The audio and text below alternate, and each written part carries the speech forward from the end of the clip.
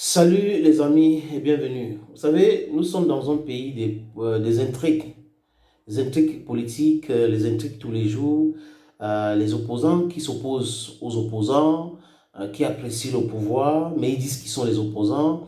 Les opposants, je ne sais pas comment ils ont dit, progressistes, tu sais, qui veulent que le pays avance et qui pensent que les autres ne veulent pas que le pays avance. Finalement, si on vous explique le Cameroun et jusqu'à vous dire que vous avez compris, ça veut dire qu'on vous a très mal expliqué le Cameroun. Le cas des délestages, nous parlons de ça tous les jours. Nous avons fait plusieurs vidéos pour parler des délestages, pour parler de la situation que cette société est managée. Je parle de la société qui commercialise l'électricité au Cameroun. Je parle aussi de Sonatra, la société qui transporte l'électricité au Cameroun. Je parle de la société qui produit l'électricité. C'est un problème réel. Il y a la bureaucratie un peu partout, rien n'est fait. En fait, les gens sont plus attirés par le gain. Ils veulent s'enrichir et le reste, ça ne les intéresse pas. Si ce n'est pas la méchanceté, c'est quoi? Les gens veulent être plus riches qu'un pays, veulent être plus riches une région, veulent être plus riches que tout le peuple. Et c'est l'argent du peuple, c'est l'argent du contribuable. Et quand les contribuables veulent poser des questions, on dit, oh, you are anti-patriotic, you don't love your country. Why are you complaining? You should not be complaining. You should instead understand your country. You should instead promote your country, the image of your country.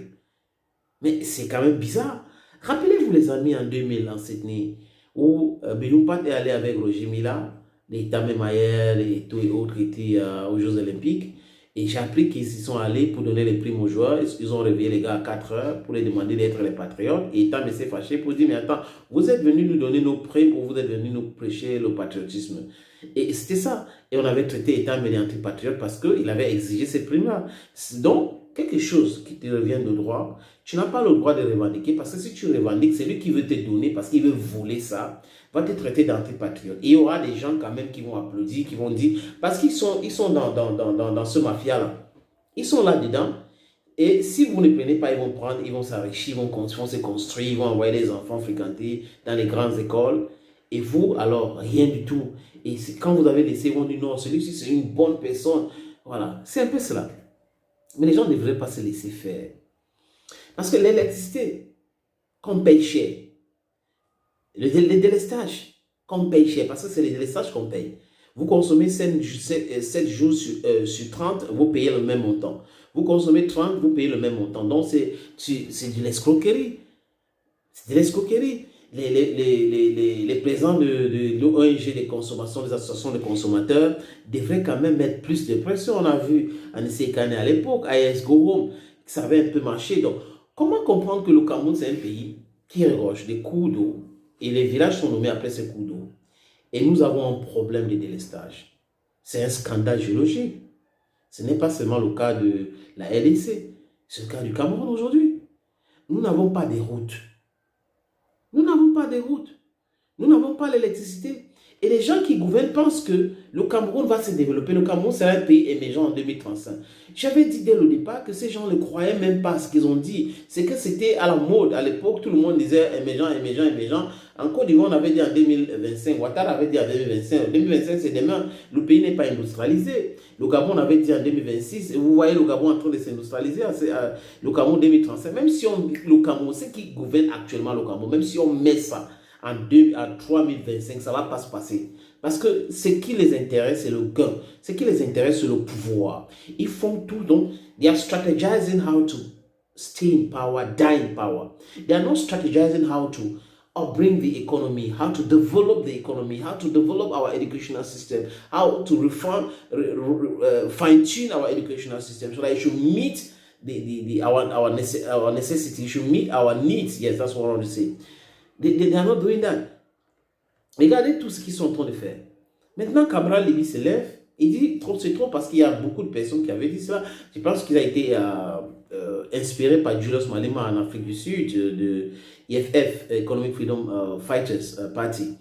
Avec PCRL, il a décidé donc d'organiser ces manifestations-là, qui ont été interdites pour la première fois. La deuxième fois, barricadé, bloqué même devant son QG par les gendarmes et la police. Donc, vous voyez que dans ce pays, quand les choses se passent mal, vous devrez plutôt jubiler. Quand ça se passe bien, vous ne devrez rien dire. Parce que on vous considère comme quelqu'un qui empêche de tourner en rond. Ou qui empêche de tourner en rond. Voilà. C'est bien cela. On vous considère comme ce genre de personne. Et vous n'êtes pas patriote.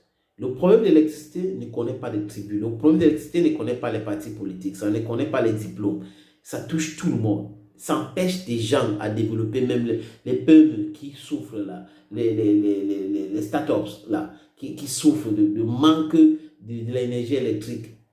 Est-ce que ces gens-là connaissent les partis politiques? Ils sont là pour leur business. Maintenant, s'ils ne sont pas contents et qu'ils ne peuvent pas exercer les droits constitutionnels, but it's a big problem. And there's always been a problem. And you see, there are few who will not see this problem. They will applaud. At the end of the day, they become victims. That's why they'll be calling on people to want to condemn it like that. Cabral, oui, certains disent qu'il s'est moqué de Maurice Kamto lors de la démarche blanche. Il avait dit que c'était non-sens et tout ça en mots voilés. Et aujourd'hui, il goûte ça lui-même. Oui, on a le droit de faire les commentaires. Mais je pense que les opposants ou les gens qui s'opposent à ceux qui sont aujourd'hui au pouvoir, qui veulent que les choses changent, devaient trouver toute occasion bonne pour faire basculer les choses. C'est-à-dire que si c'est en termes de manifestations, si c'est en termes de critiques, si c'est en termes de ceci, on les accompagne. Ce n'est pas parce que quelqu'un a fait mal hier, vous a fait mal hier, et qu'aujourd'hui il est en train de vouloir faire quelque chose comme vous, vous allez commencer à condamner, alors que vous n'avez pas encore eu le résultat escompté. Dear friends, thank you for watching. À très bientôt.